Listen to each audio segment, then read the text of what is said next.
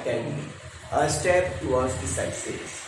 So dear students, आज हम इस वीडियो में एक बहुत ही इम्पोर्टेंट मैथमेटिकल टूल डिस्कस करने वाले हैं जिसका नाम है middle term split method. Okay, so dear students, इस मेथड का यूज वैसे तो क्लास 8 से स्टार्ट होता है, बट क्लास 9th और क्लास 10th में सबसे ज्यादा इसका हम यूज करते हैं. ओके, न केवल क्लास 9th एंड 10th बल्कि हायर क्लासेस में, इवन कॉम्पिटिटिव एग्जाम्स में भी हमें इस क्वेश्चन से रिलेटेड क्वेश्चंस मिलते हैं. ओके, सो हम ये कह सकते हैं कि यह इतना इंपॉर्टेंट मेथड है जिसका आपको पता होना चाहिए. ओके, सो जो इस वीडियो के कंटेंट हैं डियर स्टूडेंट्स, यहाँ पे मैंने लिखे हैं. मेनली हम यहाँ पे ये देखेंगे कि यह मिडिल टर्म स्प्लिट मेथड क्या होता है और हम इसका यूज कहाँ करते हैं. ओके, सो इस मेथड को समझने के लिए हम इन 3 क्वेश्चंस मैंने यहाँ पे ले रखे हैं, हम इन तीनों क्वेश्चन को सॉल्व करेंगे. Okay, so dear students, let's start the video. Okay, so the middle term split method is used for the factorization of quadratic polynomial. Okay, so dear students, इस मेथड का यूज हम quadratic polynomial के factorisation में कहते हैं. Okay, सो polynomial क्या होता है, इससे रिलेटेड डिटेल कॉन्सेप्ट के लिए मैंने एक अलग वीडियो बना रखा है. ओके, सो जिसका लिंक मैं डिस्क्रिप्शन में दे दूंगा. सो आई पर्सनली सजेस्ट कि आप उस वीडियो को रेफर कीजिएगा for the better understanding of this topic. Okay, so now the standard form of a quadratic polynomial is ax square plus bx plus c. Okay, so यह हमारा quadratic polynomial का standard form है. Okay, जैसा आपको पता होगा कि quadratic polynomial means ऐसा पॉलिनोमियल जिसकी जो डिग्री होती है वो 2 है. सो डियर स्टूडेंट्स, यहाँ पे हमारे जो डिग्री है वो 2 है. So this is the standard form of a quadratic polynomial. So dear students, अगर आप इस पॉलिनोमियल को देखोगे, so here we are having 3 terms. Okay, so यहाँ पे हमारे 3 टर्म्स है और यहाँ पे a b c these are constants. Okay, so ये कॉन्स्टेंट्स है और यहाँ पे जो वेरिएबल है वो x हमने लिया है. ओके, सो मेनली जो मिडिल टर्म स्प्लिट मेथड है उसमें मेनली हम इन कॉन्स्टेंट्स के साथ डील करते हैं.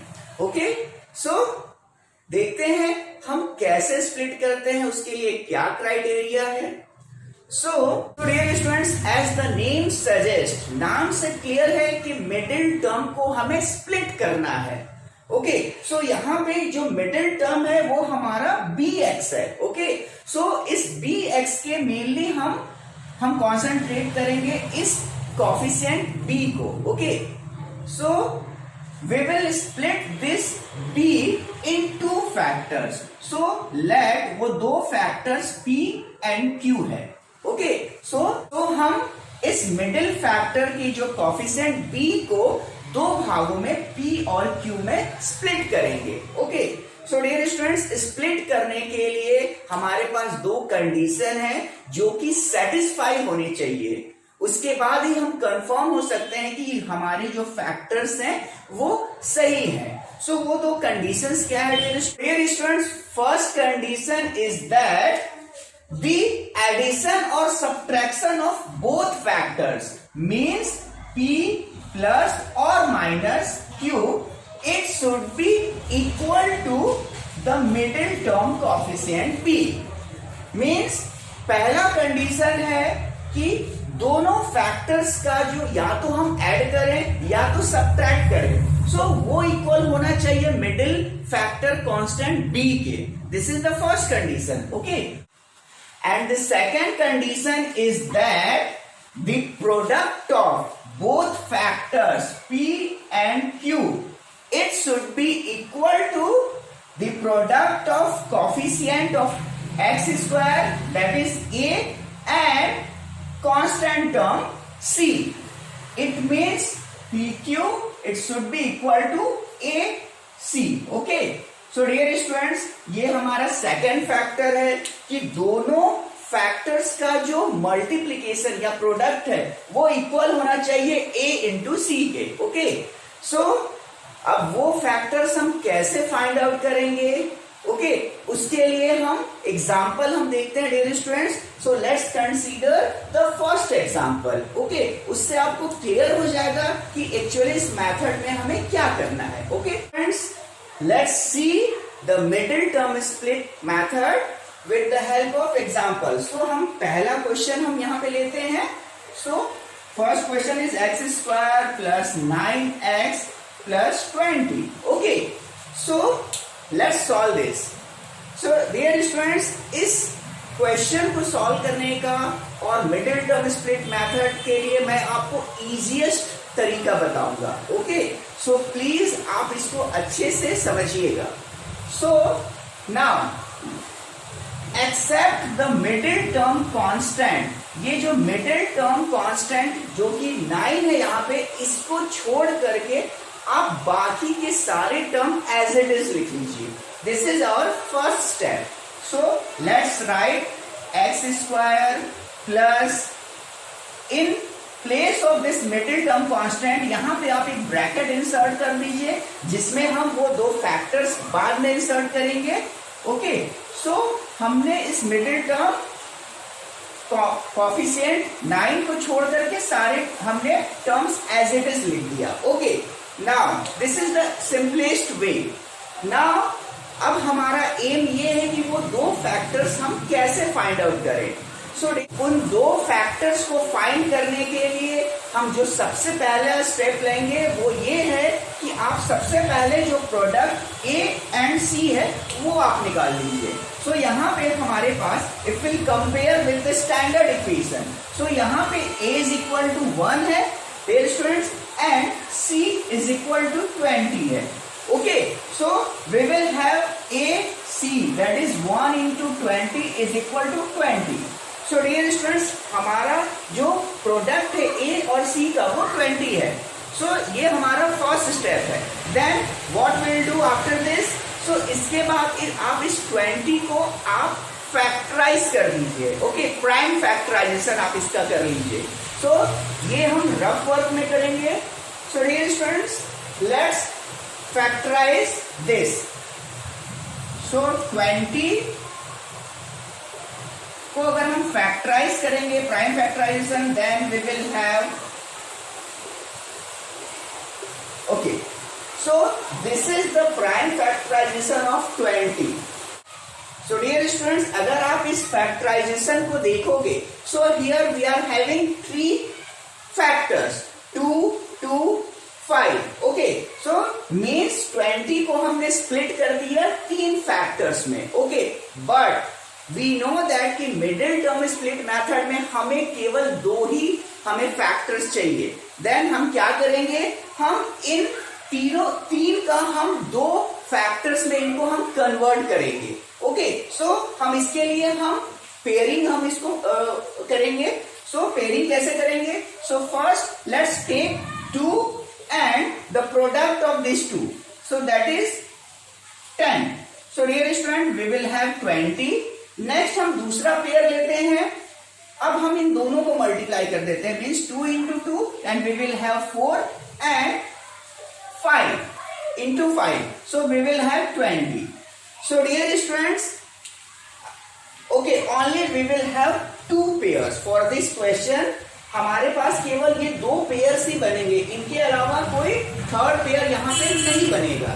नाउ लेट्स सी कि ये जो इन 2 कॉम्बिनेशन में हमारा जो बेस्ट कॉम्बिनेशन या एप्रोप्रिएट कॉम्बिनेशन कौन सा होगा। ओके, सो इसके लिए हम कंडीशन पे आ जाते हैं डियर स्टूडेंट्स। सो पहला कंडीशन क्या है कि उन 2 फैक्टर्स का जो हमारा है ना, उन 2 फैक्टर्स का एडिशन या सब्ट्रैक्शन वो इक्वल होना चाहिए हमारा b के। So here we are having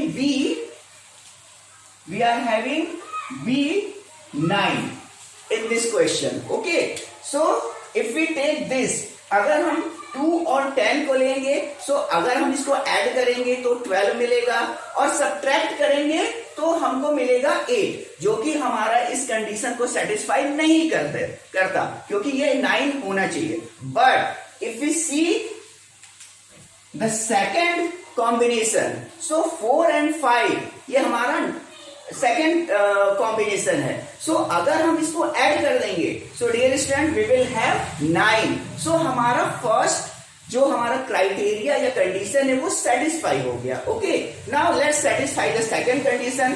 so when we will multiply 4 and 5 then we will have 20. So the second question is also satisfied.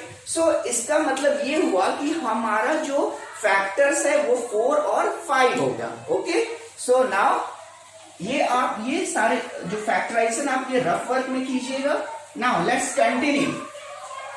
So it means now we can split 9 into 2 parts, that is 4 plus 5. Okay, now after this let's open this bracket. इस bracket को हम open करते हैं. So we will have x square plus 4x plus 5x plus 20. So dear student, now you can see earlier हमारे पास 3 terms थे, लेकिन उसको हमने स्प्लिट करके यहाँ पे हमारे पास 4 टर्म्स आ गया. So the next step is आप इसकी पेयरिंग कर लीजिए. सो हम पेयरिंग कैसे करेंगे? स्टार्टिंग के जो 2 टर्म्स हैं उसमें से उनकी पेयरिंग करके हम कॉमन टर्म्स निकालेंगे, और लास्ट के जो 2 टर्म्स है उनकी पेयरिंग करके हम कॉमन फैक्टर निकालेंगे. So dear students, if we see the first pair, so यहाँ पे हमारे पास कॉमन फैक्टर क्या है? यहाँ पे कॉमन फैक्टर x है. Okay, so here we will have x as a common factor, then inside the bracket we will have x plus 4. Okay, now if we see the second pair, then here the highest common factor 5x और 20 में से जो हमारा highest common factor वो 5 होगा. Okay, in fact plus 5. Okay, so now inside the bracket we will have x plus 4. So dear student, now here you can notice कि यहाँ पे ये जो ब्रैकेट वाले टर्म्स हैं ये अगेन हम इनको कॉमन ले सकते हैं, और ये हमेशा सेम होते हैं. मिडिल टर्म स्प्लिट मेथड की ये खास बात है कि ये हम टर्म हमेशा सेम होते हैं. Okay, so now we can again take x plus 4 as a common, and in the second bracket we will have x plus 5. Okay, so this is the final factorization of this polynomial. Okay, so I hope आपको ये method बहुत अच्छे से clear हो गया होगा. Still we are having 2 more question. अब हम इन 2 क्वेश्चंस को भी हम सॉल्व करेंगे. Okay, so dear students, now let's solve the second question. Okay, so second question में हमारे पास एक नेगेटिव टर्म है. So 6x square plus 5x minus 6. Okay, so let's factorize this by using the middle term split method. Okay, so जैसा मैंने आपको बताया था हमारा फर्स्ट स्टेप क्या होगा कि आप मिडिल टर्म कोफिशिएंट को छोड़कर सारे टर्म को एज इट इज आप लिख लीजिए. Now so we will have 6x square plus in place of this, है ना, इस कोफिशिएंट की जगह आप ब्रैकेट वहां पे अब बना करके छोड़ दीजिए, देन x माइनस 6. सो ये आपका सबसे इजी तरीका है. नाउ इसके बाद हमको यहाँ पे वो फैक्टर्स फाइंड आउट करना है. सो जैसा मैंने आपको बताया था कि हमारा जो फर्स्ट स्टेप है वो क्या होगा, आप सबसे पहले इसको कंपेयर, स्टैंडर्ड इक्वेशन से कंपेयर करके एबीसी की वैल्यू निकाल लीजिए. ओके, सो हमारे पास यहाँ पे a is equal to 6, b is equal to 5 and c is equal to -6 है. सो डियर स्टूडेंट्स, यहाँ पे आप ध्यान दीजिए, यहाँ पे हम c -6 लेंगे. Okay, so now after this हम क्या करते हैं, let's find the product a c. Okay, so here we are having a is equal to 6 and b is equal to -6, c is equal to -6. So we will have -36. So now dear students, अब हम हमारा जो product है ए और सी का वो -36 है. Okay, so after this what will do, we will factorize 36. Okay, so हम 36 का प्राइम फैक्टराइजेशन करेंगे. So let's do it. Okay, so 2 18 then 2 9 3 3 1. Okay, so dear students, this is the prime factorization of 36. Okay, so आप देख सकते हैं कि यहाँ पे हमारे पास 4 टर्म्स है, बट हमको इनको 2 टर्म्स में कन्वर्ट करना है, क्योंकि मिडिल टर्म स्प्लिट मेथड में हमें केवल 2 ही टर्म्स चाहिए. देन उसके लिए हम क्या करेंगे, हम उसके लिए यहाँ पे पेयरिंग करके इसको हम फाइंड आउट करेंगे. So let's start pairing. तो सबसे पहले हम 2 लेंगे, 2 और बाकी तीनों का हम प्रोडक्ट लेंगे. सो 2 3 जा 6 6 3 जा 18. Okay, so we will have 36. Okay, now let's take 2 into 2 4 first term and 3 into 3 9 second term. So we will have 36. Okay, again, and I think only we will have this 2 pair. Okay, so अगर आप next pair लोगे 2 into 3, still we will have the same result. Okay, so here we are having 2 combination, but उन 2 combination में हमारा जो suitable factors कौन से हैं वो सबसे important है. Okay, so here we are having this first pair. Okay, so 2 and 18. So 2 and 18 को अगर 2 और 18 को अगर आप सम करोगे देन हमको 20 मिलेगा, और अगर सब्ट्रैक्ट करोगे तो हमें 16 मिलेगा. सो ना तो हमारे पास B 20 है और ना ही 16 है, इसका मतलब यह पेयर नहीं हो सकता. Okay, now let's check the second pair. So second pair में हमारा 4 और 9 है. सो 4 और 9 को अगर हम ऐड करेंगे तो 13 मिल जाएगा. ओके, और अगर हम इसको सब्ट्रैक्ट करेंगे 9 minus 4 then we will have 5. So dear students, हमारे पास यहाँ पे जो हमारा मिडिल टर्म का कोफिशिएंट वो 5 है. इट मींस हमारा ये पेयर सुटेबल है. Okay, so now this is final कि ये हमारा appropriate pair है. Okay, so let's continue. So 4 and 9.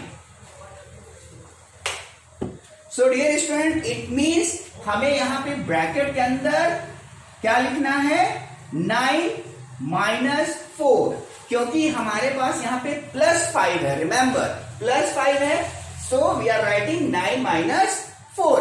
We cannot write 4 minus 9 because हमें माइनस मिलेगा उस केस में. Okay, so now after this just open the bracket. So bracket open करने के बाद we will have 6x square plus 9x minus 4x minus 6. Okay, now after this हम क्या करते हैं, आप पेयरिंग कर लीजिए 2 टर्म की और कॉमन फैक्टर निकाल लीजिए. ओके, सो नाउ जो कॉमन टर्म्स होगा, सबसे पहले आप जो कांस्टेंट टर्म है उसमें से आप हाईएस्ट कॉमन फैक्टर निकाल लीजिए. सो यहाँ पे 6 और 9 में से हाईएस्ट कॉमन फैक्टर क्या होगा, यहाँ पे हाईएस्ट कॉमन फैक्टर 3 होगा डियर स्टूडेंट. उसके बाद आप वेरिएबल्स में से आप कॉमन फैक्टर निकालिए. सो एक्स स्क्वायर और एक्स में से कॉमन हमारे पास एक्स होगा. Okay, now inside the bracket we will have 2 into x plus here we will have only 3, क्योंकि x हमने ऑलरेडी कॉमन ले लिया. Now in the second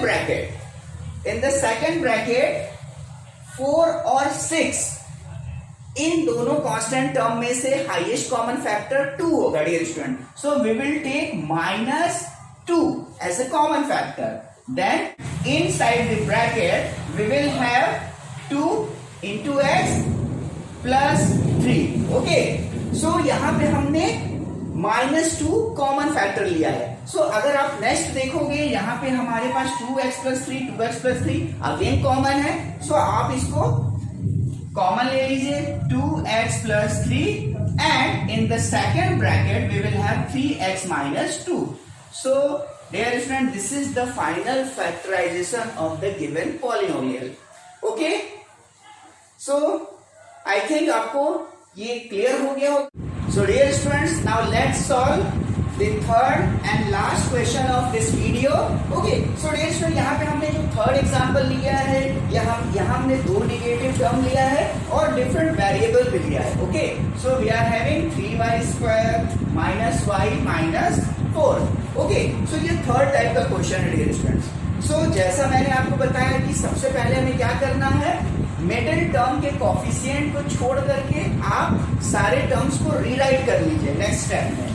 So let's rewrite this polynomial again. So 3y square minus, यहाँ पे middle term coefficient की जगह हम bracket insert कर देंगे एंड -4. ओके, सो हमने यहाँ पे रीराइट लिख दिया एक्सेप्ट द मिडिल टर्म के कांस्टेंट को छोड़कर. ओके, सो जो कि यहाँ पे 1 है.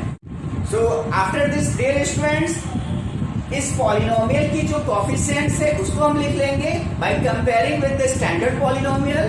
सो here we will have a is equal to 3, b is equal to 1.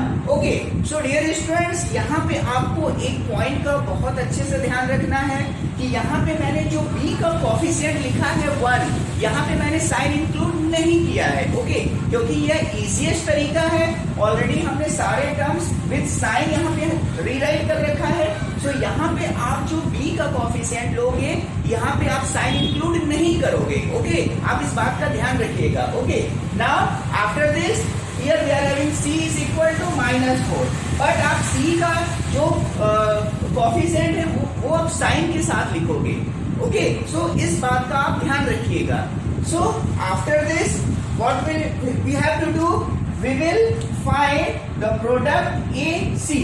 सो इसके बाद हम a और c निकाल लेते हैं. So dear student, here we are having 3 into -4 means -12. So यहाँ पे हमारा 12 प्रोडक्ट आया. Okay, so now after this what we will do, we will do the prime factorization of 12. So 12 को आप फैक्टराइज कर लीजिए. So here 2 6 then 2 3. So dear student, this is the prime factorization of 12. So after this, क्योंकि हमारे पास यहाँ पे 3 factors हैं, बट हमें पता है हमें केवल 2 फैक्टर्स चाहिए.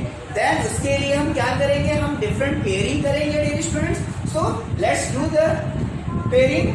सो first we will take 2 and product of this 2. So 2 3s are 6. So 2 into 6 we will have 12. Again we can write 2 to 4 and multiplied by 3. So still we are having 12. So dear students, ये हमारे पास केवल हमको 2 ही यहाँ पे combinations मिलेंगे, but हमें पता है कि इन दोनों में से एक ही हमारा एप्रोप्रिएट या यूनिक होगा. वो कौन सा होगा उसको चेक कर लेते हैं. ठीक है, तो उसके लिए क्या होना चाहिए, कंडीशन क्या है कि ये जो 2 हमारी कंडीशन है ये सेटिस्फाई होने चाहिए. Okay, so let's satisfy.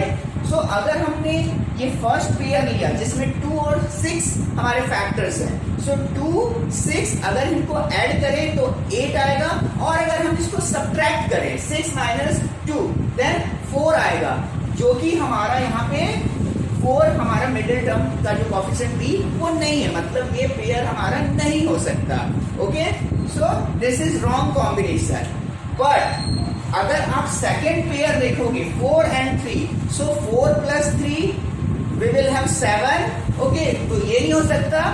But 4 minus 3 we will have 1. सो ये हमारा कंडीशन सेटिस्फाई हो गया. इट मीन्स हमारा जो पेयर होगा वो क्या होगा, 4 minus 3. So what will do, we will now write 4 minus 3 here. Okay, so dear students, ये मैं आपको बहुत ही इजी वे में आपको एक्सप्लेन कर रहा हूं. Okay, so after this let's open the bracket. So 3y square minus 4y here minus plus, so plus 3y and minus 4. Okay, so after this let's pair बना लेते हैं और कॉमन फैक्टर्स निकालेंगे. सो डियर स्टूडेंट, अगर आप यहाँ पे first pair देखोगे, सो 3 और 4 इनमें से हमें कुछ भी कॉमन नहीं मिलेगा. बट यहाँ पे जो वेरिएबल वाई स्क्वायर और वाई में वाई कॉमन होगा. Okay, so now inside the bracket we will have 3y minus 4. Okay, now in the next pair again हमारे पास कुछ भी यहाँ पे कॉमन फैक्टर्स नहीं दिख रहा है. सो अगर आपको ऐसा लगे कि कुछ भी कॉमन नहीं है बट वहां पे हमें लेना है, तो हम क्या लेंगे, हम वहां पे +1 लेंगे common factor. Okay, so dear students, now in the bracket we will have 3y minus 4. So it is same. So again we can take common. So finally we will have 3y minus 4 पहले bracket में, और second bracket में हमारे पास होगा y plus 1. Okay, so this is the final factorization of this polynomial. Okay, so I hope dear students आपको middle term split method का concept बहुत अच्छे से क्लियर हो गया होगा. यहाँ पे मैंने आपको बहुत इजी वे में आपको यह मेथड को एक्सप्लेन किया है. ओके, सो डियर स्टूडेंट्स आप मुझे कमेंट करके जरूर बताइएगा कि आपको यह वीडियो कैसा लगा. Okay, so please like, share and subscribe my channel. So मिलते हैं नेक्स्ट वीडियो में. Okay, till then be happy and take care of yourself.